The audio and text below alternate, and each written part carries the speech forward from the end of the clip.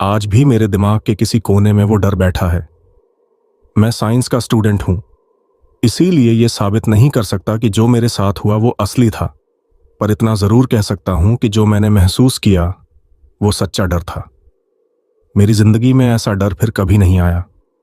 अब मैं आपको वो सब बता रहा हूं जो मेरे साथ हुआ।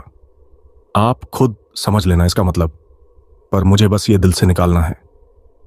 मुझे ठीक से याद नहीं कब शुरू हुआ, पर सोने से डर तब लगने लगा जब मुझे अकेले कमरे में रहने दिया। मैं 8 साल का था और तब तक मैं अपने बड़े भाई के साथ खुशी खुशी रूम शेयर करता था। मेरे भाई को, जो मुझसे 5 साल बड़ा था, अकेला कमरा चाहिए था और इसी वजह से मुझे घर के पीछे वाला कमरा मिल गया।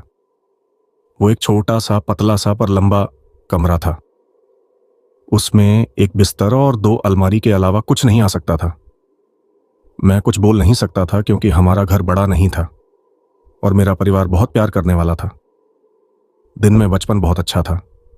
एक खिड़की थी जो पिछले गार्डन की तरफ खुलती थी। कुछ खास नहीं, पर दिन में भी हमारे कमरे में आने वाली रोशनी जैसे डर डर के आती थी।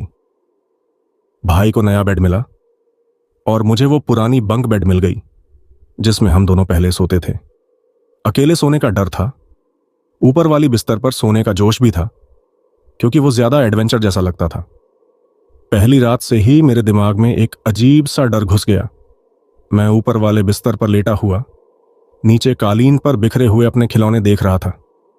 जैसे जैसे खिलाड़ियों के बीच ख्याली लड़ाइयां चल रही थीं, मेरी आंखें बार बार नीचे वाले बिस्तर की तरफ खींच रही थी, जैसे वहां कुछ हिल रहा हो, कुछ ऐसा जो दिखना नहीं चाहता था। नीचे वाला बिस्तर खाली था, एकदम साफ सुथरा, नीले कंबल से ढका हुआ, 2 सफेद तकिए पे। तब मैंने कुछ खास सोचा नहीं। मैं बच्चा था और मम्मी पापा के टीवी की आवाज दरवाजे के नीचे से आ रही थी, जिसे मुझे थोड़ी सेफ्टी फील हो रही थी। मैं तो गया।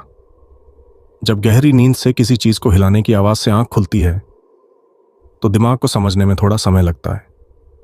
नींद की धुंध अभी भी आंखों पे थी, पर कुछ तो हिल रहा था, ये पक्का था। पहले तो समझ नहीं आया कि क्या है।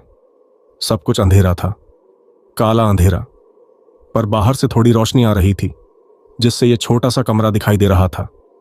2 चीजें